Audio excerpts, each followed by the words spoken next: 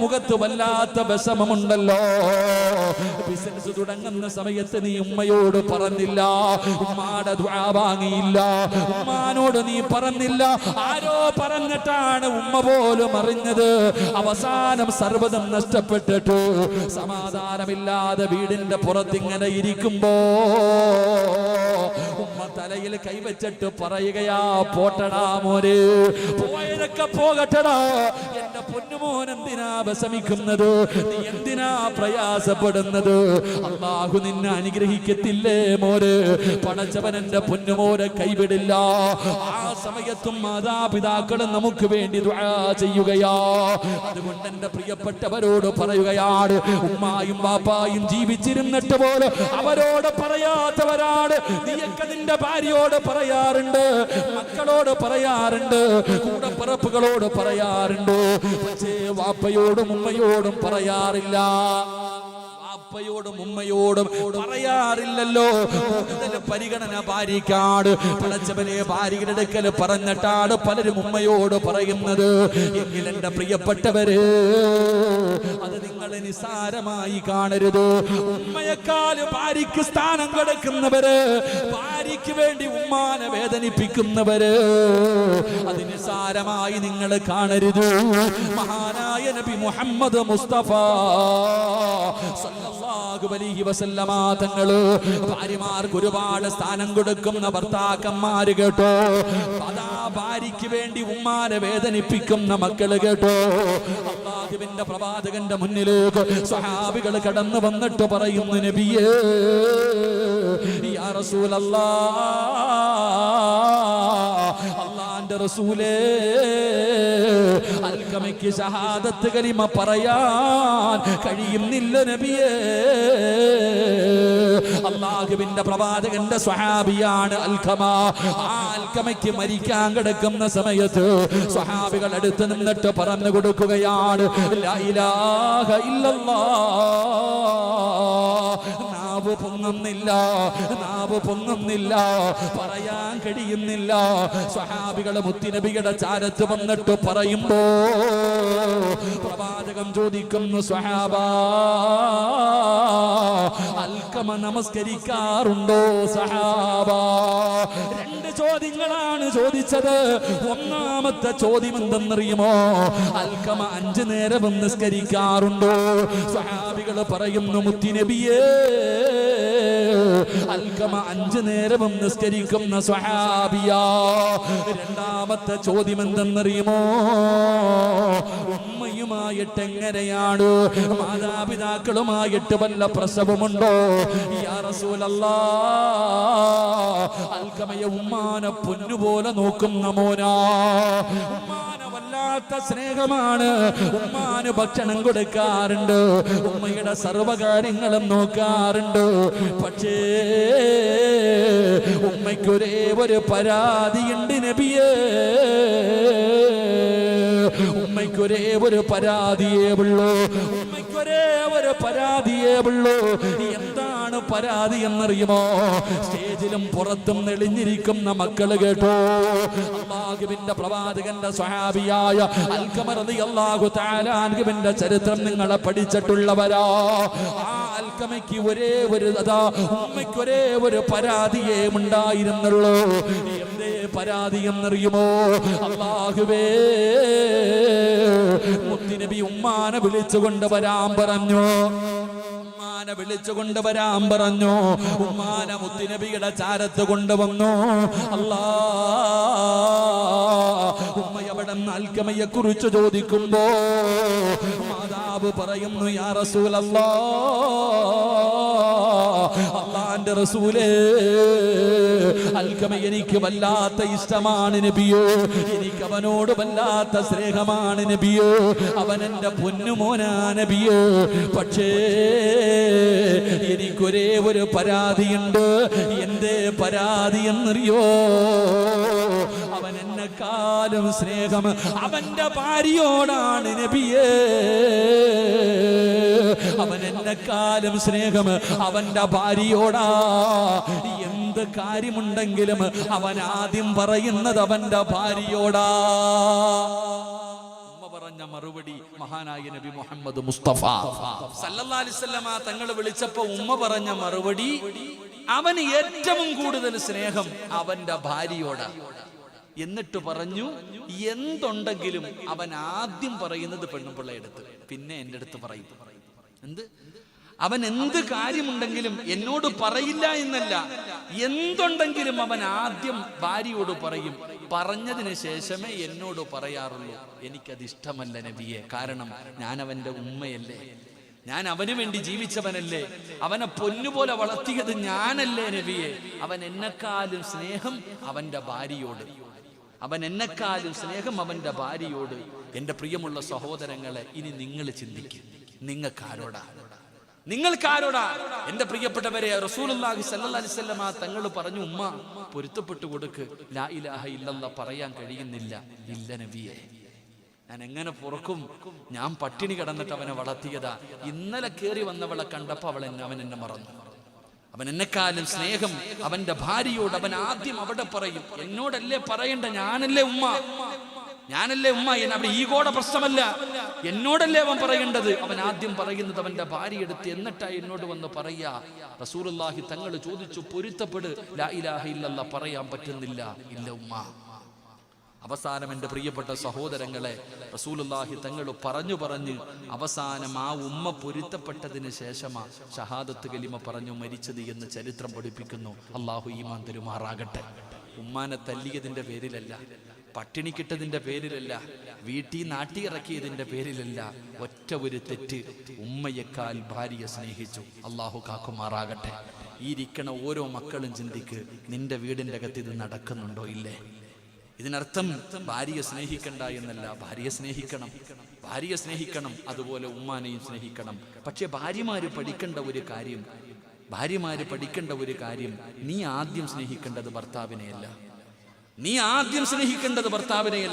എന്റെ പെണ്ണിനോട് പറയുന്നു, പെങ്ങളെ, നിനക്ക് സ്വർഗത്തിൽ പോകണമെങ്കിൽ നീ ഭർത്താവിനെ സ്നേഹിച്ചാ പോരാ, ഭർത്താവിന്റെ ഉമ്മാനെ സ്നേഹിക്കാൻ പഠിക്കണം. അള്ളാഹു ഭാഗ്യം തരുമാറാകട്ടെ. ആദ്യം സ്നേഹിക്കേണ്ടത് ആരെയാ? ഭർത്താവിനെ അല്ല, ഭർത്താവിന്റെ മാതാപിതാക്കളെ. കാരണം നിനക്ക് സ്വർഗത്തിൽ പോകണമെങ്കിൽ നിന്റെ ഭർത്താവിന്റെ പൊരുത്തം വേണം. പക്ഷെ ഭർത്താവിന് സ്വർഗത്തിൽ പോകണമെങ്കിൽ ഉമ്മാടെ പൊരുത്തം വേണം. ഉമ്മാനെ ഒരു മകനും ഒന്നും ചെയ്യാറില്ല.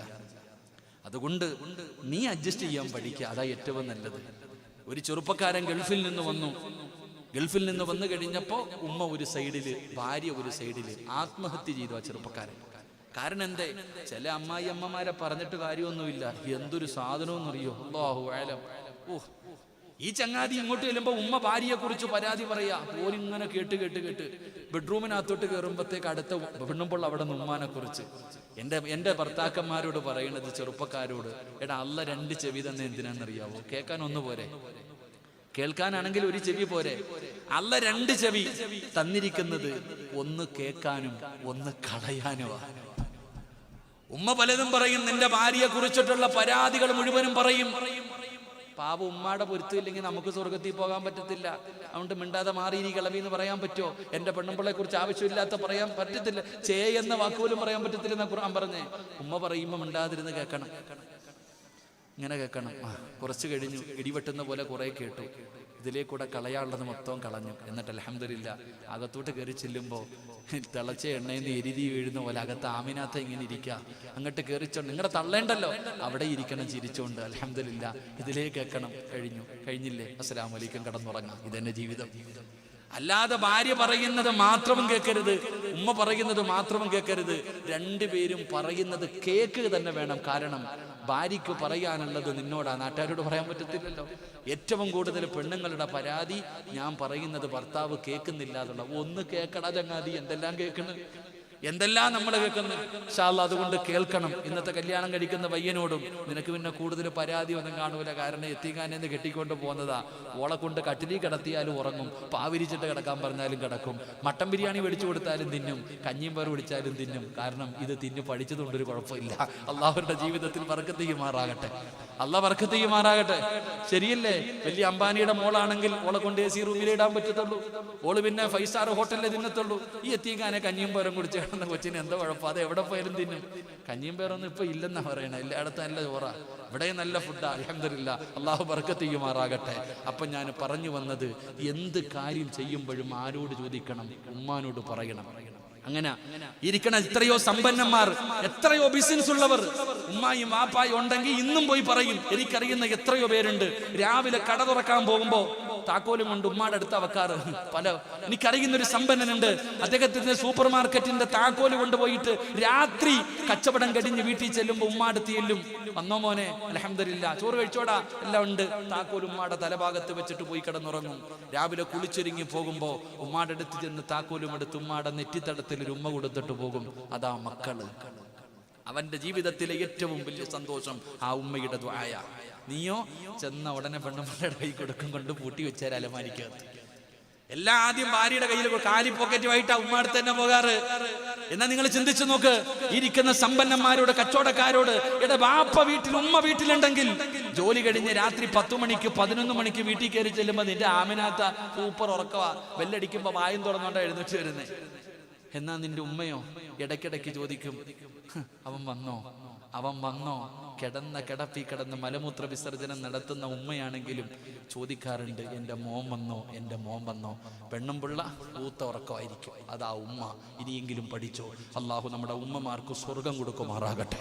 അള്ളാഹു നമ്മുടെ ഉമ്മമാർ ജീവിച്ചിരിക്കുന്നവർക്ക് അള്ളാഹു ആഫിയത്തും ദീർഘായുസ്സും കൊടുക്കുമാറാകട്ടെ.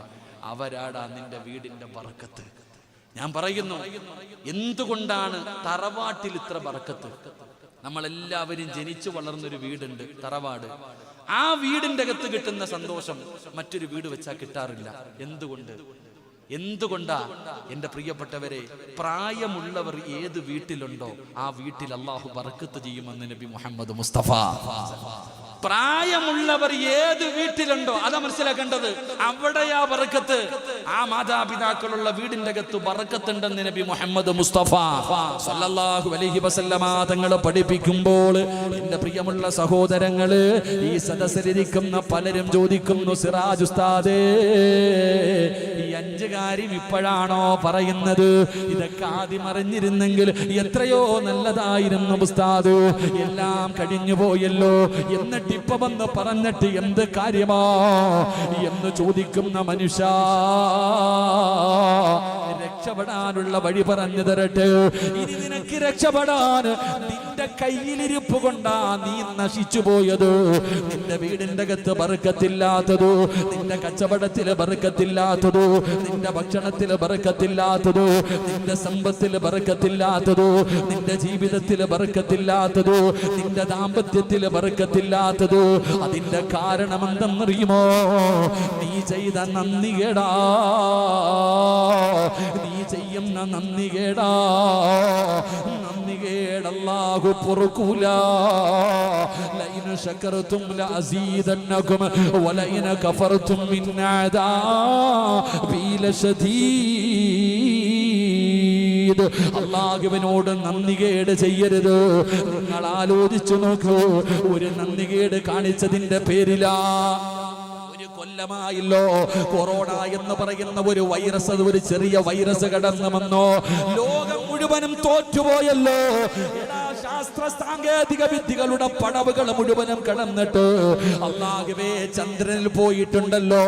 അതാ ഓരോ ഗ്രഹങ്ങളിൽ പോയി താമസിക്കാനുള്ള കണ്ടുപിടുത്തങ്ങൾ നടത്തിക്കൊണ്ടിരിക്കുമ്പോ എല്ലാം ഞങ്ങളുടെ കൈക്കീഴിലാണെന്നുള്ള അഹങ്കാരത്തോടെ ജീവിച്ചപ്പോ അല്ല കാണിച്ചു തന്നില്ലേടാ, നീയൊക്കെ എന്റെ മുന്നിൽ ഒരു ചുക്കുമല്ലടാ, നീയൊക്കെ എന്റെ മുന്നിൽ ഒന്നുമല്ലടാ എന്ന് ലോകത്തെ മുഴുവനും അല്ലാഹു ഒരു കൊല്ലമായിട്ടിട്ട് വിറപ്പിക്കുകയാ. മരുന്ന് പോലുമില്ലല്ലോ.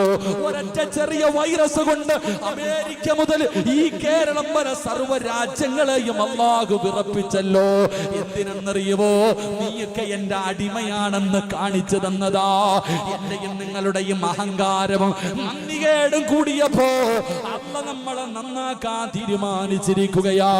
അതുകൊണ്ട് എന്റെ പ്രിയപ്പെട്ടവരോട് പറയുകയാണ്, എന്ത് എന്തുകൊണ്ടാണ് നിന്റെ വീടിന്റെ അകത്ത് നാശം വന്നത്, നഷ്ടം വന്നത്, സമാധാനം പോയത്, എല്ലാം നഷ്ടപ്പെട്ടു പോയത്?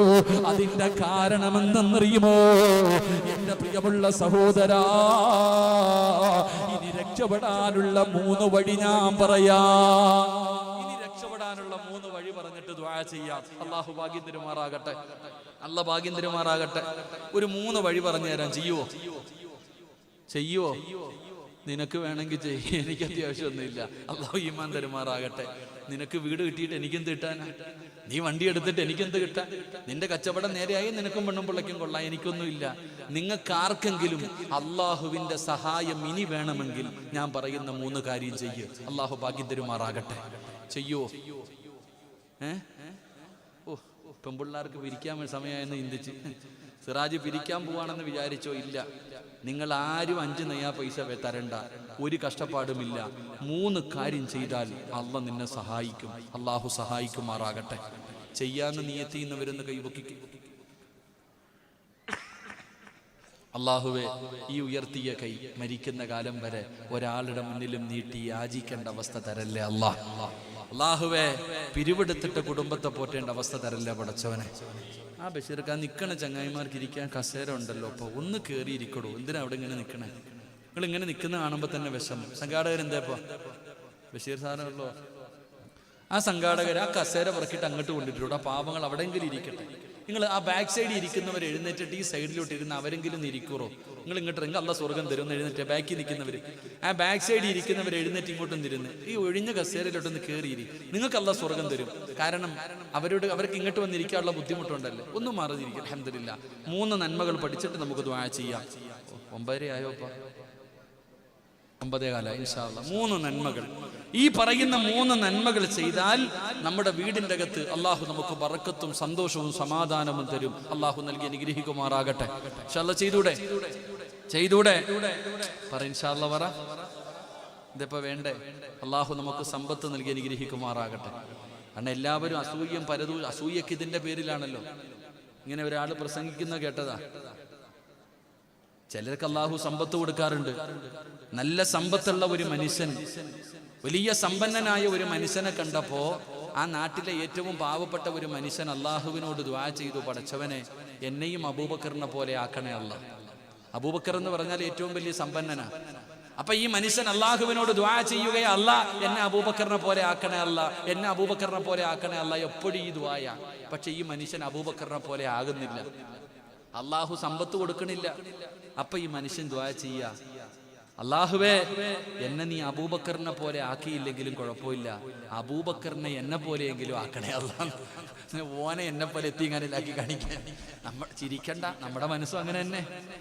അല്ലാഹ് അവനെ പോലെ ആക്കണമെന്നല്ല, ഓനും കൂടെ ഒന്ന് എത്തിങ്ങാനിലായാൽ നമുക്ക് സന്തോഷം. നമുക്ക് അങ്ങനെയാണല്ലോ.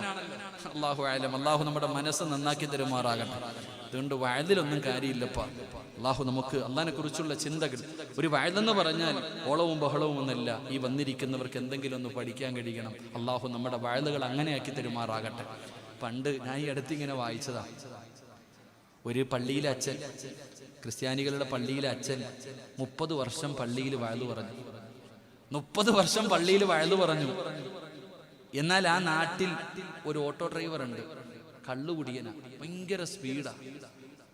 ഓട്ടോക്കാർ ഭയങ്കര സ്പീഡാ, കള്ളുകുടിയനുമാണ്, ഭയങ്കര സ്പീഡുമാണ്.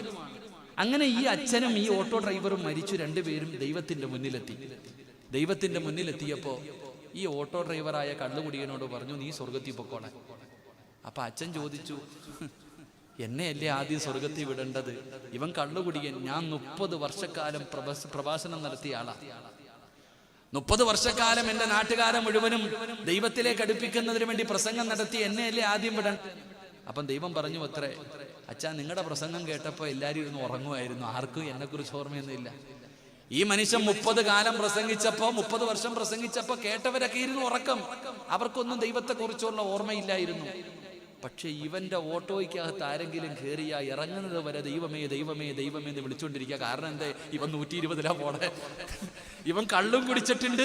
കള്ളും കുടിച്ചിട്ട് ഇവൻ റോഡിലൂടെ ഇവൻ്റെതാ റോഡെന്ന് പറഞ്ഞിട്ടാ പോണേ. അപ്പൊ ആര് ഓട്ടോയ്ക്കകത്ത് കയറിയാലും അള്ളാഹെ വിളിക്കുക, ദൈവത്തെ വിളിക്കുക.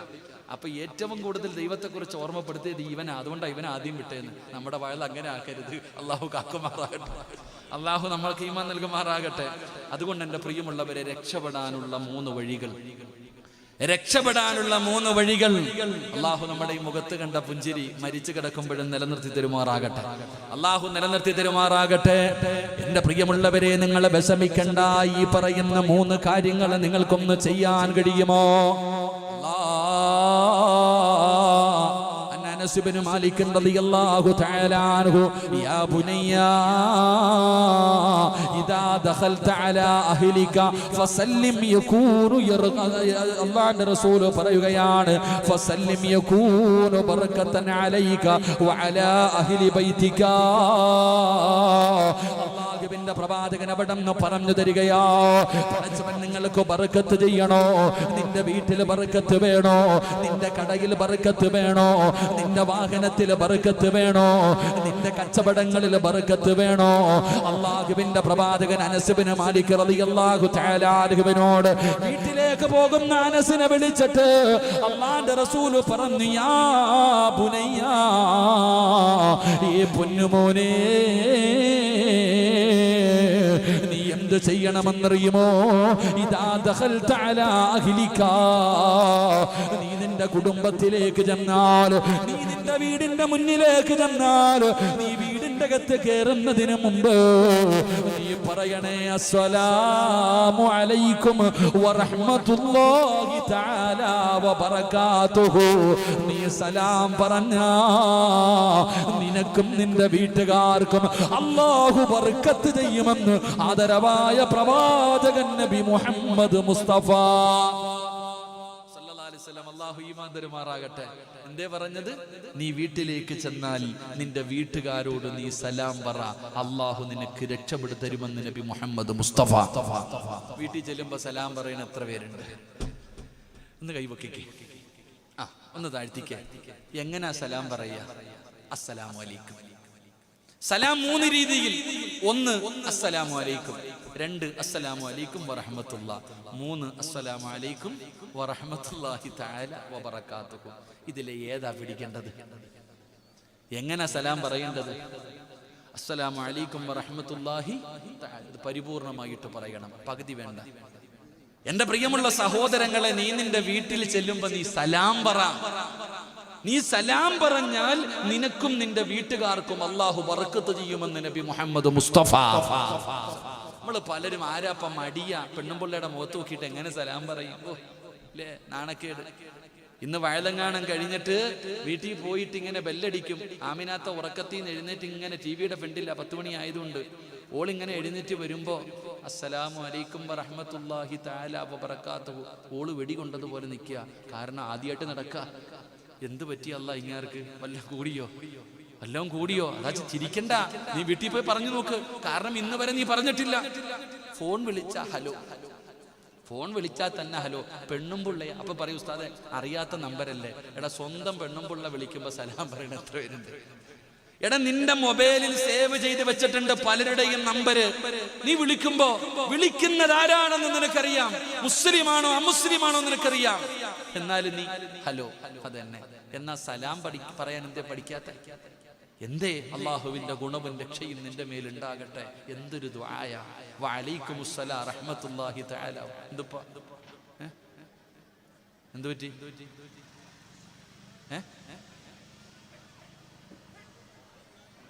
കുഴപ്പമൊന്നുമില്ല. നിങ്ങൾ പേടിക്കണ്ട, ഓടിച്ചു വിടണ്ട. ഇങ്ങോട്ട് നോക്ക്. നാളെ നായി സ്വർഗത്തില. ഏയ്, അസ്ഹാബുൽ കൗഫിന്റെ കഥ എടുത്ത് നോക്കിക്കേ. അസ്ഹാബുൽ കൗഫിന്റെ ചരിത്രം വായിച്ചു നോക്ക്. അസ്ഹാബുൽ കൗഫ്, ആ ചെറുപ്പക്കാര് ഗുഹയിലേക്ക് വരുമ്പോ പുറകിലൊരു നായി വന്നെന്ന ഈ ചങ്ങായിമാര് ഓടിക്കുക. പോടാ നായി.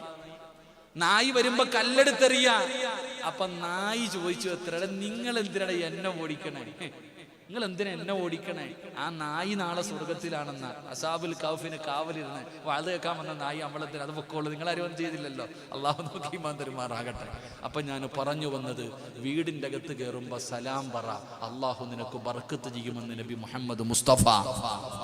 ഉറക്കെ നബി മുഹമ്മദ് മുസ്തഫ സല്ലല്ലാഹു അലൈഹി വസല്ലമ തങ്ങൾ.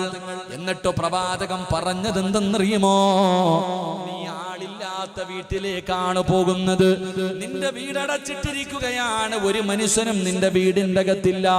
നീ കട തുറക്കാൻ പോകുകയാണ്, കടയ്ക്കകത്താരുമില്ല. വണ്ടിക്കകത്ത് കയറുകയാണ്, അതിനകത്തൊരു മനുഷ്യനുമില്ല. എങ്കിലും നീ സ്വലാം പറയണേ, എങ്കിലും നീ സ്വലാം പറയണേ. രാവിലെ കട തുറക്കുന്ന സമയത്ത് നീ പറയണം, അസ്സലാമു അലൈനാ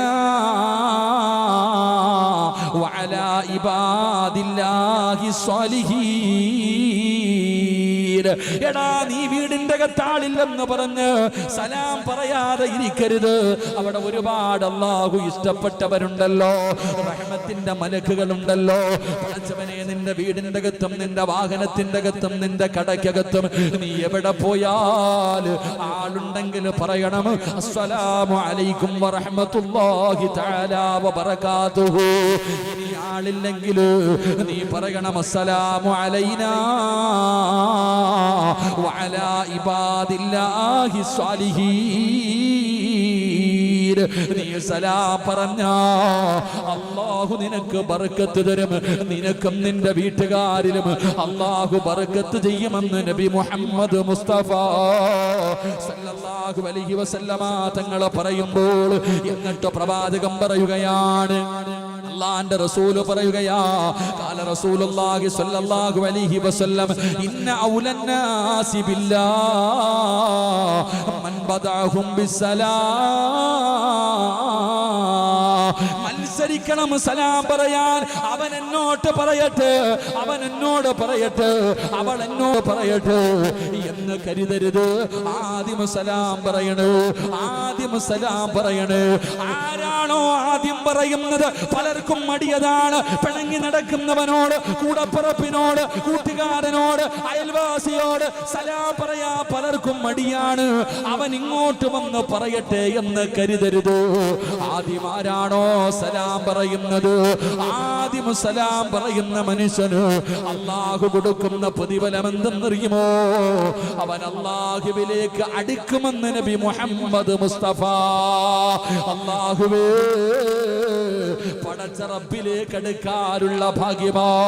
അതുകൊണ്ട് വിശദീകരിക്കുന്നില്ല, ഈ പറയുന്ന 3 കാര്യങ്ങളെ വിശദീകരിക്കുന്നില്ല. അല്ലാഹുവേ, രണ്ടാമത്തെ കാര്യം എന്തെന്നറിയുമോ? മഹാനായ നബി മുഹമ്മദ് മുസ്തഫ, മഹാനായ നബി മുഹമ്മദ് മുസ്തഫ സല്ലല്ലാഹു അലൈഹി വസല്ലമ തങ്ങൾ പറഞ്ഞു, ഒന്ന് സലാം പറയണം. എല്ലാരും ഒന്ന് സലാം പറഞ്ഞ്. വെടി കൊണ്ടതുപോലെ ഇരിക്കാതെ ചെല്ലേങ്ങാതി. രാവിലെ മുതൽ വൈകുന്നേരം വരെ രാമായണം വായിച്ചിട്ട് വൈകിട്ട് സീതാരാമന്റെ ആരാന്ന് വെച്ചപ്പോ പറഞ്ഞ മറുപടി പറയരുത്. നിങ്ങൾ എല്ലാവരും സലാം ഒന്ന് എഴുന്നേറ്റ്, ഒന്ന് എഴുന്നേക്ക്. എഴുന്നേക്ക്, പൊക്കടാ ചങ്ങാതി, പൊങ്ങ്. സല്ലല്ലാഹു അലൈഹി വസല്ലമ തങ്ങൾ പറഞ്ഞു, ഈ സലാം വെറുതെ ആകത്തില്ലട്ടാ. സലാം പറഞ്ഞപ്പോ ചിലർക്ക് ചിരി, കോമഡി. എങ്കിൽ ഈ സലാം പറഞ്ഞതിലൂടെ നിങ്ങൾക്ക് കിട്ടുന്ന ഒരു പ്രതിഫലം, നാളെ ഒരാൾ സ്വർഗത്തിലും ഒരാൾ നരകത്തിലും. സ്വർഗത്തിൽ കിടക്കുന്നവനോട് അള്ളാഹു ചോദിക്കും, എന്താടാ നിനക്കൊരു സന്തോഷമില്ലാത്തത്? ഇൽമിന്റെ സദസ്സിൽ വെച്ച് പരിചയപ്പെട്ട ഒരു കൂട്ടുകാരൻ ഉണ്ടായിരുന്നു, അവൻ നരകത്തിലാ, ഞാൻ സ്വർഗത്തിലും. എൻ്റെ കൂട്ടുകാരൻ അവൻ നരകത്തിലായിപ്പോയി, ഞാൻ സ്വർഗത്തിലായിപ്പോയി. എൻ്റെ കൂട്ടുകാരൻ നരകത്തിൽ കിടക്കുമ്പോൾ എങ്ങനെ എനിക്ക് സന്തോഷം വരിക? നിനക്ക് അത്രയും ഇഷ്ടമാണോ? അതേ പടച്ചവനെ, എന്നാ പോയി വിളിച്ചിട്ട് വാടാ.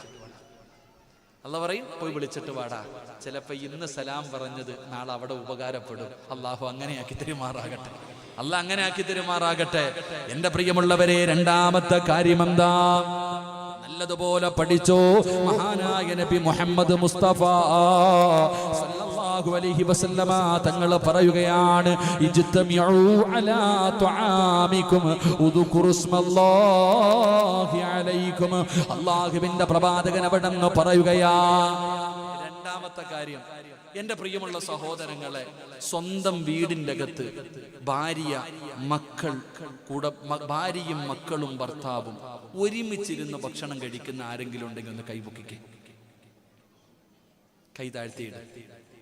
ഈ ഒരുമിച്ചെന്ന് പറഞ്ഞാൽ ഡൈനിങ് ടേബിളിന്റെ ചുറ്റുഭാഗത്തല്ല, ഡൈനിങ് ടേബിളിന്റെ ചുറ്റും പ്ലേറ്റ് വെച്ചിട്ട് തിന്നുന്നവരല്ല. ഒരു പ്ലേറ്റിന്റെ അകത്ത് നിന്ന് കൈയിട്ട് വാരി തിന്നുന്ന ആരെങ്കിലും ഉണ്ടെങ്കിൽ ഒന്ന് കൈവക്കിക്കേ. നിനക്ക് ബർക്കത്ത് കിട്ടും, കാത്തിരുന്നോ. അല്ലാഹു കാക്കുമാറാകട്ടെ. അവിടെയാണ് പോയിന്റ്. നിങ്ങൾ ഭക്ഷണം കഴിക്കുമ്പോ ഒരുമിച്ചിരിക്കും. എന്നാ നിന്റെ വാപ്പ, നിന്റെ ഉമ്മ 10 പ്ലേറ്റ് ഉണ്ടായിരുന്നോ വീട്ടിൽ? ഒരു നല്ല ബൈസൻ, മാഷാ അല്ലാഹ്. നമ്മൾ ഇപ്പഴാ ബൈസനൊക്കെ, പണ്ട് ചട്ടിയാ. ഇപ്പഴല്ലേ ബൈസൻ. പണ്ട് ഉമ്മ ചട്ടി, ഈ സിമെന്റ് കുഴക്കണ വിഷയം പോലെ ഉമ്മ ചട്ടിക്കകത്തിട്ടിട്ടൊരു കുഴയുണ്ടായിരുന്നു. എന്റെ പൊന്നാര ചങ്ങാതിമാരെ, ഒരുമിച്ചിരുന്ന് ഒരു പാത്രത്തിൽ ഭക്ഷണം കഴിക്ക്, അള്ളാഹു നിനക്ക് ബർക്കത്ത് ചെയ്യുമെന്ന് നബി മുഹമ്മദ് മുസ്തഫ സല്ലല്ലാഹു അലൈഹി വസല്ലമ തങ്ങൾ പറയുകയാ. അല്ലാഹുവിന്റെ പ്രവാചകം പറയുകയാണ്, ഈ നാട്ടിൽ അല്ലാഹുവിന് ഇഷ്ടപ്പെട്ട വീട് ഏതെന്നറിയുമോ? ഈ നാട്ടിൽ അല്ലാഹുവിന് ഏറ്റവും ഇഷ്ടപ്പെട്ട വീട് അതാരുടെ വീടെന്നറിയുമോ? അതാരുടെ വീടെന്നറിയുമോ? അല്ലാഹുവിന്റെ റസൂൽ പറയുകയാ, ഏത് വീടിന്റെ അകത്താണോ ഭാര്യയും ഭർത്താവും മക്കളും ഒരു പാത്രത്തിനകത്തിരുന്ന് ഭക്ഷണം കഴിക്കുന്നത്, ആ വീടാണ് ആകാശത്തിന്റെ കീഴില് അല്ലാഹുവിന് ഏറ്റവും ഇഷ്ടപ്പെട്ട വീടെന്ന് നബി മുഹമ്മദ് മുസ്തഫ. ഒരുമിച്ച് ഭാര്യയും ഭർത്താവും മക്കളും ഒരു പാത്രത്തിൽ നിന്ന് ഭക്ഷണം കഴിക്കുന്ന വീട്, അത് അല്ലാഹുവിന് ഇഷ്ടപ്പെട്ട വീടാ. ആ വീട്ടിൽ ഒരിക്കലും ബർക്കത്തില്ലായ്മയുണ്ടാകില്ല. അവിടെ ബർക്കത്ത് അല്ലാഹു നൽകുമെന്ന് നബി മുഹമ്മദ് മുസ്തഫ സല്ലല്ലാഹു അലൈഹി വസല്ലം. അല്ലാഹു ഈമാൻ തരുമാറാകട്ടെ. തിന്നാറുണ്ടോ? പണ്ടൊക്കെ ഭാര്യയും ഭർത്താവും ഒരു പാത്രത്തിൽ കഴിക്കും. ഭാര്യയും ഭർത്താവും മക്കളും ഒരു പാത്രത്തിൽ നിന്ന് ഭക്ഷണം വാരി കഴിക്കും. ഇന്നെവിടെ? സ്വന്തം പെണ്ണുമ്പുള്ള തന്നെ ഭർത്താവ് പീഡിപ്പിച്ചു എന്ന് പറഞ്ഞ് കേസ് കൊടുക്കുക. എന്തുകൊണ്ട്? സ്വന്തം ഭർത്താവ് തന്നെ പീഡിപ്പിച്ചെന്ന കേസ് ഒന്ന് അടിച്ചു വിരിഞ്ഞാൽ മതി. പിന്നെ ഏറ്റവും വലിയ എന്തുകൊണ്ടെന്നറിയോ? നിങ്ങൾ നോക്ക്, എടാ, കൂടപ്പിറപ്പുകൾക്കാടാ ഏറ്റവും വലിയ ശത്രുത, നാട്ടുകാർക്കല്ല. ഒരുത്തൻ നന്നാവുന്നത് ഇവന് തന്നെ ഇഷ്ടപ്പെടത്തില്ല. നിങ്ങൾ ചിന്തിച്ചു നോക്ക്. പണ്ട് കൂടപ്പിറപ്പുകൾ എന്ന് പറഞ്ഞ ഒരു ബന്ധമുണ്ടായിരുന്നു. ഈ ഒരു പ്ലേറ്റിൽ നിന്ന് ഭക്ഷണം കഴിക്കുമ്പോൾ പണ്ട് നമ്മുടെ ഉമ്മമാര് നമുക്ക് ചോറ് വരും. അല്ലാഹ് പടച്ചോനെ, ഉമ്മ ഇങ്ങനെ കുഴയ്ക്കും, കറിയും ചമ്മന്തിയും രസമൊക്കെ ഇട്ടങ്ങോട്ട് കുഴച്ചിട്ട് ഉമ്മ ഇങ്ങനെ ചോദിക്കും, വേണോടാ? ഓടിച്ചെല്ലും താ ഉമ്മ എന്ന് പറഞ്ഞു അല്ലേ? അള്ളാഹു നമ്മുടെ ഉമ്മമാർ മരിച്ചുപോയവർക്ക് അള്ളാഹു പുറത്തു കൊടുക്കുമാറാകട്ടെ. ജീവിച്ചിരിക്കുന്നവർക്ക് അള്ളാഹു ദീർഘായുസ് നൽകുമാറാകട്ടെ. ഉമ്മാടെ കയ്യിൽ നിന്ന് ഭക്ഷണം വാങ്ങിച്ച് കഴിക്കാത്ത ഏതെങ്കിലും മക്കളുണ്ടോ? നമ്മളൊക്കെ കഴിച്ചിട്ടുണ്ട്. എന്നാൽ നിങ്ങൾ ഇന്ന് വീട്ടിൽ പോകണം. ഇന്ന് നിങ്ങൾ വീട്ടിൽ പോയിട്ട് ഒരു 5 വയസ്സ്, കൂടുതലൊന്നും വേണ്ട, ഒരു 5 6 വയസ്സുള്ള, ഒരു 4 5 വയസ്സുള്ള മകന്റെ മുന്നിൽ വെച്ചിട്ട് ചോറ് വാരി പാത്രത്തിൽ ഇട്ടിട്ട് ഇളക്കണം. കറിയും ചോറെല്ലാം കൂടി ഇട്ട് ഇങ്ങനെ അങ്ങോട്ട് കുഴച്ചിട്ട് ചോദിക്കണം, വേണോടാ? അവൻ പറയും, പാപ്പ തിന്നോളാൻ. കാരണം അവൻ വേസ്റ്റ് എന്നാ വിചാരിക്കണേ. ഉപ്പ കൈയിട്ടാ പിന്നെ ആര് തിന്നാൻ? നിങ്ങൾ ചിരിച്ചതല്ല, നിങ്ങൾ ചെയ്തു നോക്ക്.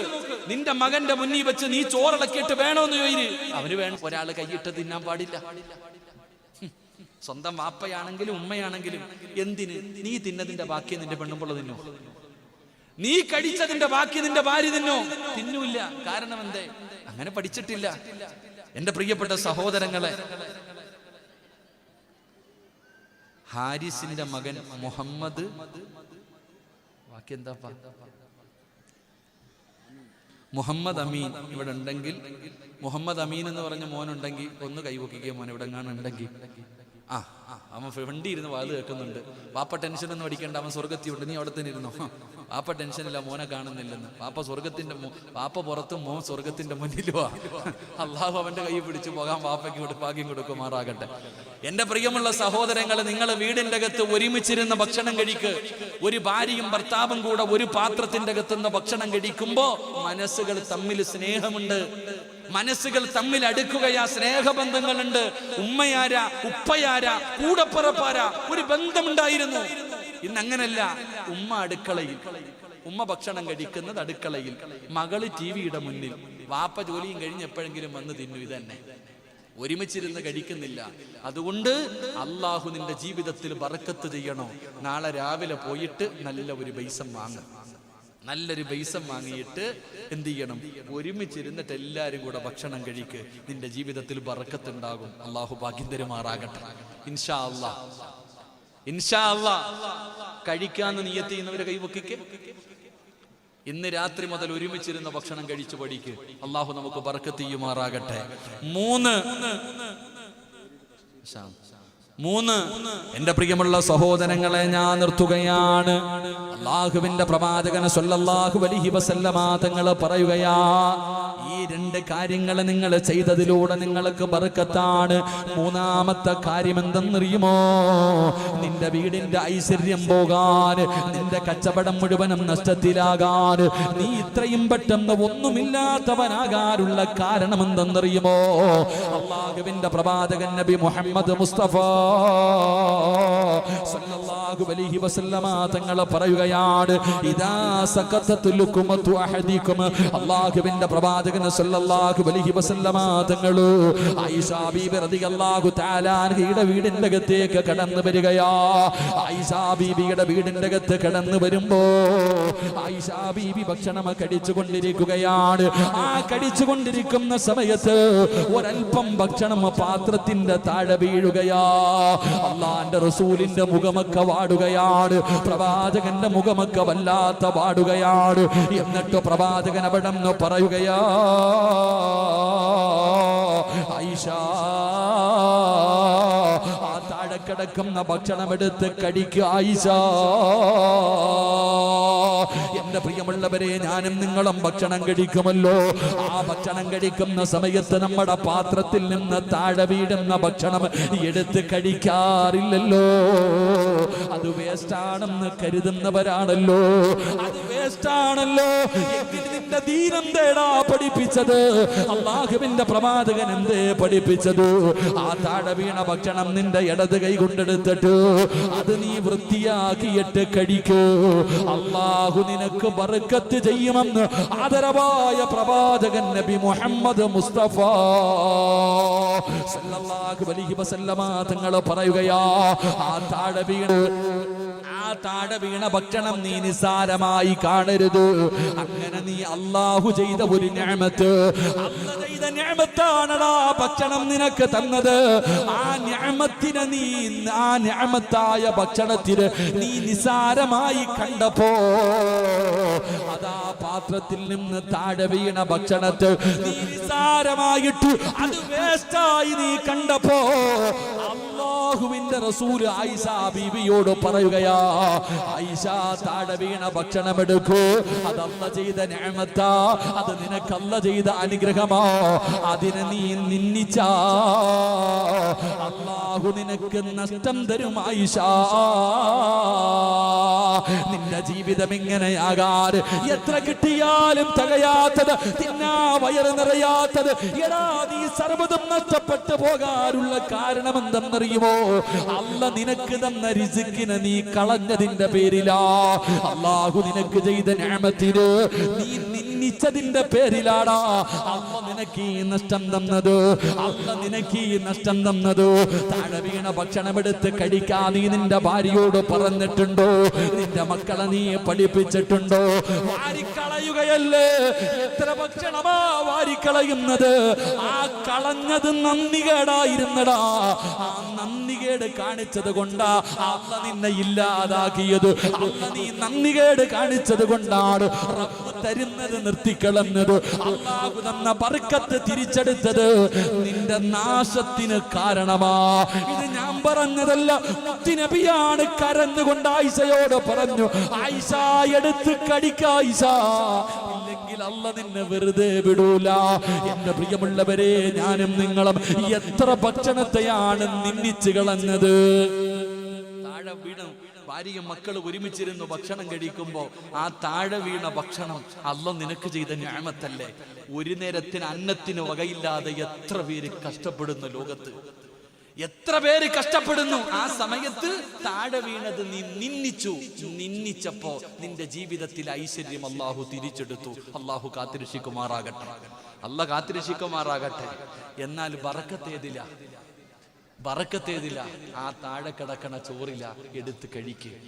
ആ താഴെ വീണ ഭക്ഷണം ഇടത് കൈകൊണ്ട് വൃത്തിയാക്കിയിട്ട് നീ കഴിക്ക്. അല്ലാഹു നിനക്ക് ബറക്കത്ത് തരും, അല്ലാഹു നിനക്ക് അഭിവൃദ്ധി തരും, അല്ലാഹുവിന്റെ സഹായം നിനക്ക് ലഭിക്കുമെന്ന് ആദരവായ പ്രവാചകൻ നബി മുഹമ്മദ് മുസ്തഫ